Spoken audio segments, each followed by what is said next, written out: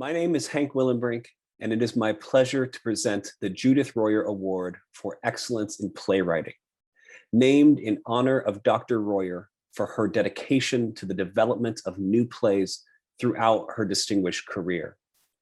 This award honors a new play marked by sophisticated and nuanced dramatic storytelling, compelling content, and the potential to make a major artistic impact on contemporary theater.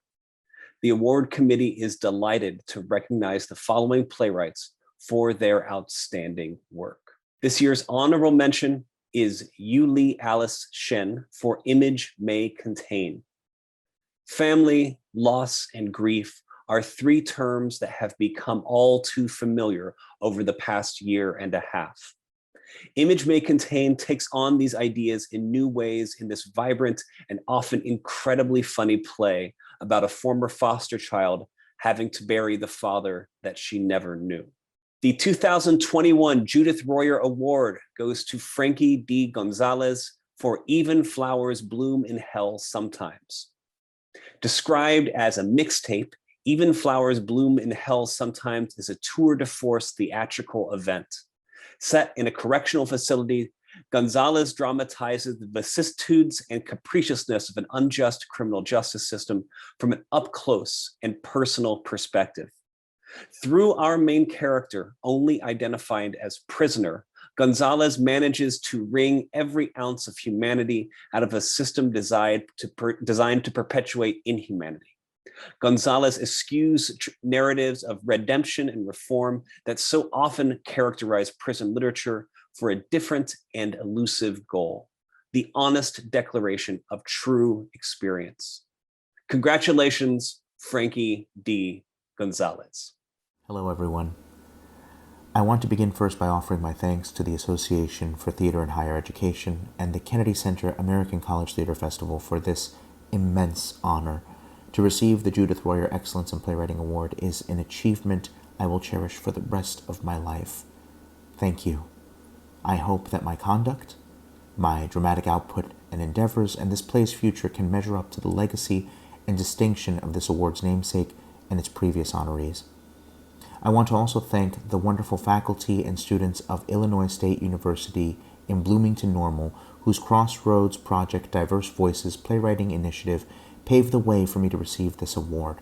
My heartfelt thanks especially to Ki-Yoon Nam, Janet Wilson, Bruce Birmingham, Leslie Orr, Kim Pereira, Christian Castro, Dimitri Corbin, and Anne Hago, who made my time with ISU truly special. I was not a particularly great academic, but it was in the halls of academia that I really developed my love of the theater. And it was the academics, the professors, the teachers, mentors, and heroes who helped to deepen my love of plays and playwriting. Professors like Dr. Lisa Westcamper and Alva Haskell, who encouraged me in my love of the strangest and most surreal aspects of the theater, like Adam Chamberlain, Mario Tuch, Bob Hess, and Sally Vale, who, with good humor and a lot of patience, helped me to appreciate the different elements that bring theater together. Mentors like Doug Wright and Nassim Soleimanpour, who pushed me to find my voice as a playwright. Teachers like Allison Trapp, who seen some potential that I myself could have never seen in myself, handed a 16-year-old Franky Gonzalez the three plays that would forever change my life. 6 Characters in Search of an Author by Luigi Pirandello, Blood Wedding by Federico Garcia Lorca, and Waiting for Godot by Samuel Beckett. And then the heroes like Amanda Breeze, who made sure that I had a cap and gown to walk with at graduation when I couldn't afford one. Academics are truly some of the most noble and selfless individuals I have ever met. I am referring to you all now. You are all noble and selfless individuals who pursue a passion and share your experiences and wisdom with curious minds trying to find direction in a world that would prefer to see many of them imprisoned, deported, or worst of all, dead. I can say truly, without academics, I may well have ended up in prison or perhaps dead. My appreciation for the work you do runs to the very root of my soul. Thank you.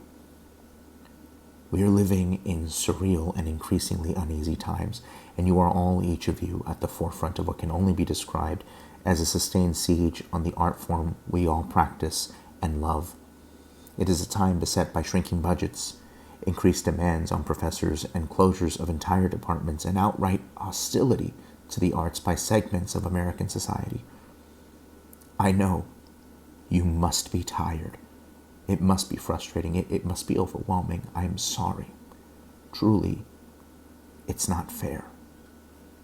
And with that in mind, I hope you can forgive me when I ask that you place yet another task on your already overloaded plates. Unfortunately, I can think of no other people who are best positioned to fulfill this request than academics. I ask that you all find the lonely minds, the ones who don't quite fit even in the theater, the ones who are struggling, the ones who have last names similar to mine, are from faraway places, or have skin colors that have historically been met with sustained and unending hostility by society at large. Find them. Encourage them. Make them feel like their efforts and love for the theater is not unrequited but will yield something. Even if they don't respond at first, even if they don't seem to care, I can guarantee that at least some of those students see your encouragement as a validation of their efforts and will keep going when times get rough. They are living in a world that feels more and more like UNESCO's The Rhinoceros, with all the dangers that come with a citizenry seeming to transform into violent rhinos right before their very eyes. Show those students, those adrift ones, that they are not Berengers alone in a world that does not want them. Show them that they are wanted. Show them that they belong. Your encouragement will help them weather the storms ahead. It did for me. Let me explain.